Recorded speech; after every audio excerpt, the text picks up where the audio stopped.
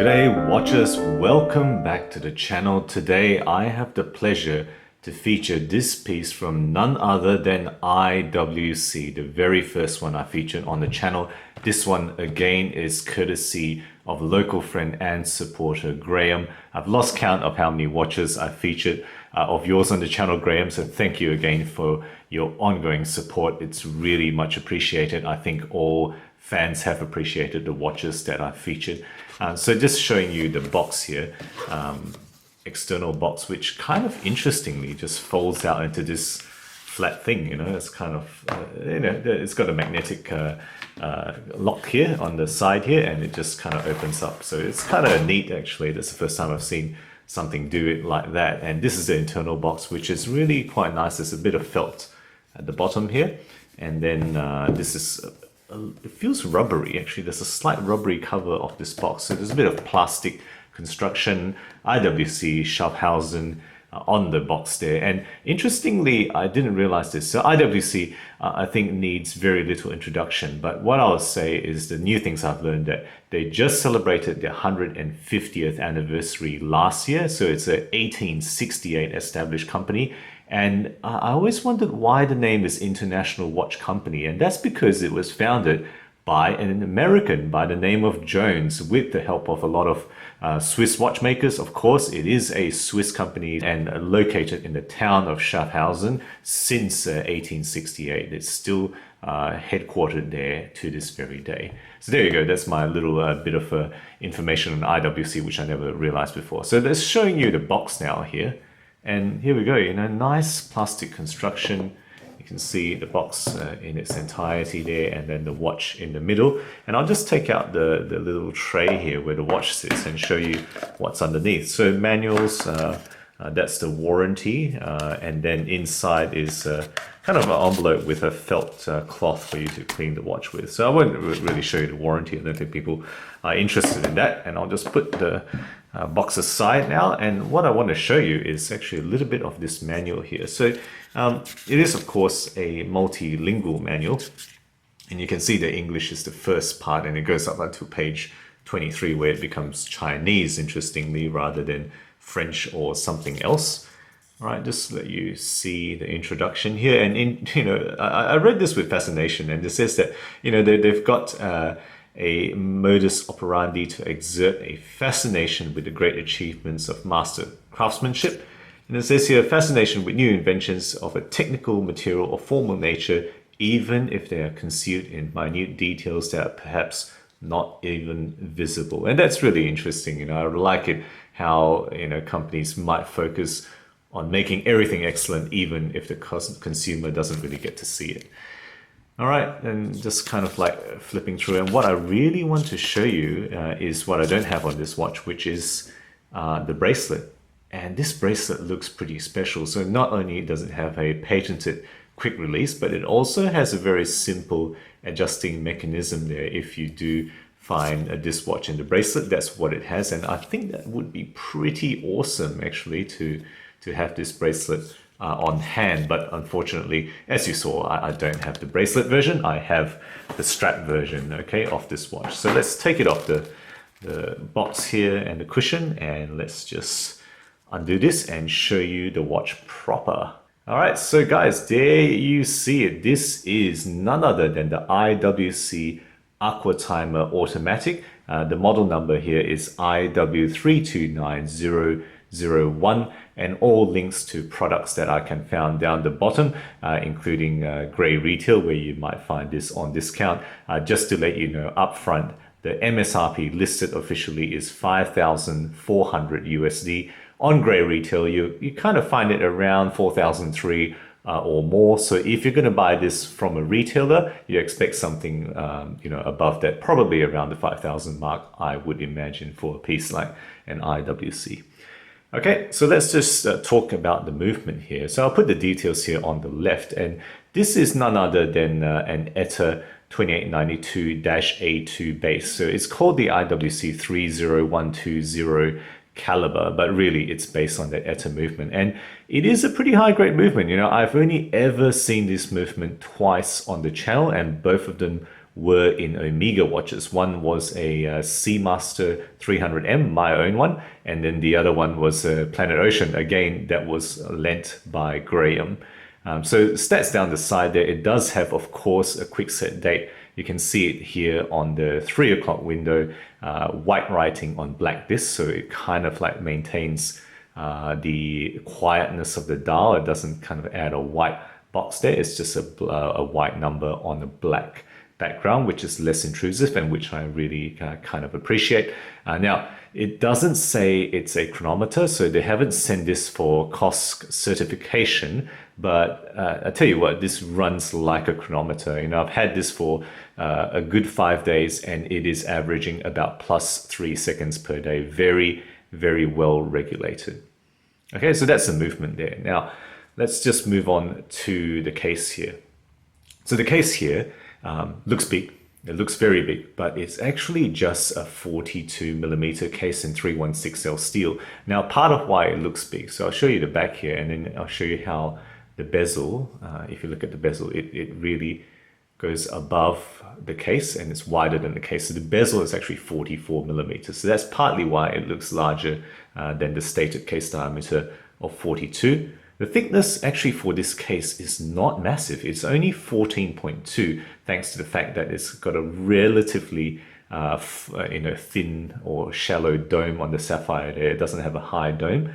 The lug width is 22mm, right? That lug width there. And the lug to lug distance is not surprising, I think. It's 51mm there between my thumbs, so pretty substantial lug to lug distance. Overall weight, despite the fact that this is on a rubber strap, is pretty substantial, 149 grams, and almost all of that, or a good proportion of that, is in the case. So 111 grams if you remove the straps and weigh the case itself. That's what the case weighs, 111 grams. Okay, let's just talk about the finishing now. And the finishing is absolutely top notch. I mean, you can debate about the placements of the polish and brushing surfaces, but there is no doubt the finishing is absolutely top notch here. So at the top of the bezel is actually circular brushing, and then there's a polished bevel right there, right, that kind of 45-degree bevel on the bezel edge there, and then it goes back into brushing, right, horizontal brushing on the side of the bezel there, and in between, if you can see in between the brush surface, it's kind of like this sandblasted matte finish, which really is really quite nice, you know. So you've got like 3 different finishes already on the bezel itself, and are really done to a very high level here. Okay, so and then going onto the side, hopefully this translates to the camera, it's actually a vertical brushing on the sides there. Right, hopefully you can see some of that as I let the light fall on it, a vertical brushing pattern on the side of the case there. And then again, I'll just show you, it's right on the top of the lugs is a circular pattern. It really is going around the circumference of the watch there. And again, right there's a polished bevel, right in between the 2 brush surfaces. There is a very sharply done polished, and it goes onto a polished surface at the end of the lug there. So, you know, there's a lot of, I guess, thought that's gone into the placements. I think certainly there's a lot of work that's done to make this transitions very perfect, very sharp here that they've gone for. Okay, and then lastly, I'll just point out the other side of the watch. Right, when I first looked at this, I wondered what this is. So this is a polished kind of add-on component here. And at first I thought, you know, that must be a helium release kind of system because this is a 300-meter diver. But no, that isn't a helium release valve. That is actually the housing for the gear system of the bezel, which I'll go into later. It's a fascinating little bit here, which is an additional talking point for this watch here. Okay, and then just showing you the bottom again. All right, this is a very, very minimalistic bottom here. It is actually circular brushing all along the bottom, including the bottom surface of the lugs there. Okay, so that's the finishing of the case that I've described. Right, that case back is obviously going to be screw-in, and then that single crown, the main crown, which is nicely deeply signed there. Hopefully you can see some of the detail of that IWC logo on that deeply punched in crown there. All right, screw-in crown is actually rated at 30 bar or 300 meters, as I've mentioned, and as you've seen printed on the case back there. Okay, so those are the case details. Now let's just show you the dial now. And the dial also has quite a bit going on. So it's a matte black dial. It's got printed wording for IWC and Aquatimer automatic at the 6 o'clock position there. But it does have a chapter ring that is also surrounding imprinting the surface of the dial there. On top of that, it's got applied steel markers, and these steel markers are interesting in that it's not just a simple rectangle around the loom. There's actually a line of steel down the middle of the surface as well, and you can see that this loom kind of forms a U shape in the dark. Later I'll put a loom shot for you to see. The hands are polished steel, kind of baton or paddle type hands, I suppose you can call this. It does have a kind of a paddle shape where it attaches to the middle of the watch. It's just a thinner location, and there's a very thick swath of loom across the middle of the hand there. It does have C3 loom on the dive elements, so the minute hand, the second hand, as well as the 15-minute scale on the flange here is in C3 green, and the rest of it is actually in blue, so BGW9 I would imagine for the rest of the loom here. And that goes for a fascinating nighttime view. You can see the green interspersed with the blue, and it's really quite a good look at night. I think I really enjoyed looking at it. Okay, so that's the description of the dial with the flange, which is the internal bezel, and I'll show you the bezel system now, which is really one of the fascinating things about this watch. So let's just show it to you. External bezel, if I rotate it clockwise, which I can, it doesn't turn the internal bezel. If I rotate it anti-clockwise, of course, you expect it to turn. And that is just fascinating. And that's thanks to the gear system housed in here at the 9 o'clock housing here. So again, all right, clockwise nothing, anti-clockwise turns, and you can sit here and ratchet there all day long, and it's just, it feels very high end actually. It's just a fascinating bezel to play. It is 60 clicks, right? There's not 120 click, and that's what they've gone for. Probably partly because it's really difficult to come up with this system. It's very easy to conceptualize, but very difficult to engineer. I would imagine the tolerances that they would have to come up with the feel that this bezel has. And they call it the safe drive system. They've patented it, and you can only find this in IWC.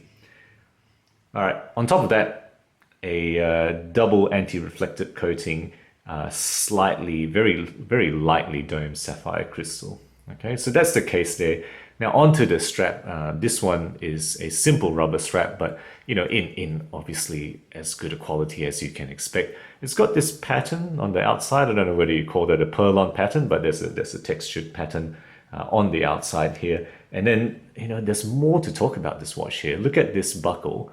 It's not just a buckle, right? It's brushed here, and it's got a polished bevel, right? Very highly done there, and I think this is the first time I've seen differential finishing on the buckle. That's really saying a lot about this watch and the work that they've put in here. I think kudos to them for putting all that attention to detail. And then that's not all I have to say. I have the quick change system. I'll show it to you now. Right, look at the back here, and this is fascinating. So you just put your thumb in here, and you can push it and release it, and look at that. That is magnificent. This is really the best quick change system I've ever seen, one up on everything else on the market that I've touched. Maybe there's some better things out there, but I'm not aware of it. So this is, look at that steel in there, the bit of spring that you would have to put to kind of make that, make that spring. The tolerances must be exacting to be able to come up with this. So I just put it on, you hook it on and you push it in, hear it click, and there we go. So easy to do. So quick once you know exactly where to press. It's just an excellent quick change system, as can only be expected at a high-end watch of this level, I would think. The bracelet, I showed you the bracelet in the manual. If you got that, I think that would be even more high-end, but guess what? It's not a few $100s more, it is $1,000 more. So the MSRP for the bracelet watch is $6,400, a full $1,000 above this watch. What do you think of that? Is any bracelet worth $1,000 more? Let me think what thoughts you have, on the pricing strategies that they've gone for here. Okay, so that's the watch description here. Now let's just put it on for the wrist shot. And there we have it, the IWC Aquatimer automatic on my 17 centimeter wrist. Now, keep in mind, 51 millimeters lug to lug distance is in many ways too big for me, but somehow this watch, whilst it's a 42, it wears, it looks large because the bezel is 44, but overall wearing, I tell you what, it's very comfortable. And that's thanks to the way those lugs, if you can see, bend downwards, and how these straps come up in a fixed position downwards. It kind of hugs the wrist nicely. It's not actually sticking out where it touches the sides of my wrist there. So it wears extremely comfortably. It is actually designed for larger wrists. I have no doubt about that. And partly, you can see I've actually buckled it on the very smallest hole on my 17 centimeter wrist. So I think that's kind of saying that, well, that's probably the smallest wrist that should expect to wear a watch like this. And that's probably fair enough. Graham has a much larger wrist than me, and he probably wears it, kind of 3 or 4 holes larger than me. All right, so there we go. That's the watch. And one thing again to note, wears very well, despite the size of it. All right, so what are the many good things that I found about this watch? Okay, so I think it's a very cool modern design diver. IWC are known for their pilot aviation watches, of course. Their Portuguese chronograph range are very popular, but this one is very different, and it's utterly modern. I think it's just such a modern design. Lots of nice touches, So the patented ratcheting bezel that I've described, that patented quick change system, which is the best I have ever seen.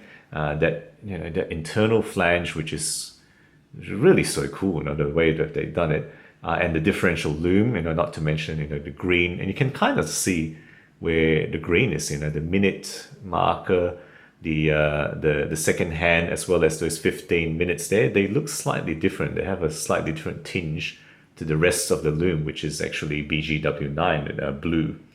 Okay, so differential loom there, the gear housing, which is it is a talking point. People look at that, watch people look at that and wonder what it is. Is it a helium escape valve? And you have to explain to them in a good way that it's not. It's actually the gear housing.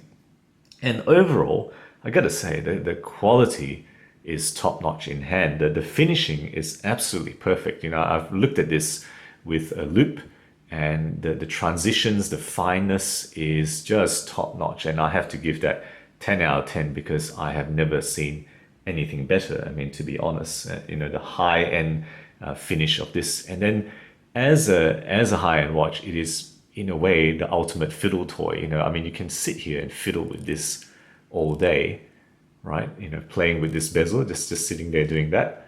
Let's put it back to the 12 o'clock position. And not only that, if you take it off your watch and you kind of sit there, you can fiddle with this as well. It's just such a nice little, such a nice feeling, quick release, and that click is very satisfying. So for a fiddle toy, a chronograph is obviously something that people can play around with, but this is just a different level, I think. It's got a solid ETA movement, right? It's not an in-house movement, which I think is a little bit of a knock on this watch at 5,400. IWC, of course, do in-house, but you're going to expect to pay more if you want to get an in-house movement IWC these days, I think. So this has gone for the ETA 2892 base, which is no slouch. It is absolutely a high-end movement, and really the only watches I've seen this in were the other two Omegas. This is only the third watch I've seen with this movement in hand. So it kind of tells you how uncommon it is. You got to go at a higher end price range to try to see this movement in a watch. Other things to note, about this watch. Well, it is kind of thick, not too thick, but you can see it's a pretty chunky watch. And because of that, it's actually quite top heavy on the strap. So I've told you 75% of the weight of this watch is in the case compared to the band. So as you wear it on the wrist, it does feel a bit top heavy. That's definitely the case. And I think the design implicates that it is for larger wrists. It's not for people with small wrists, and mine is probably pretty borderline. Lastly, I'll say that, whilst this bezel is such an awesome little feature, because it's proprietary, it's patented, it means that probably if you get a problem with it, the repairs may be quite difficult to do. So just be aware of that. The patented stuff, it probably means that you have to take it back to an authorized repairer because nobody else will kind of have the parts access to handle it. Okay, so there we go. Quite a long review now, but there you have it. My thoughts on this excellent IWC Aquatimer automatic. Let me know what you think of it. If you own it, I'd really love to hear your thoughts. If you own any other IWC watch, really like to hear your ownership experience of this, very, very well-known company. So guys, there is my review. Thank you for watching. If you enjoy my videos, do consider subscribing. New content every week, always aiming to be objective and unbiased about all things horology. Thank you again for sticking with me, and as always, I'll catch you guys next time.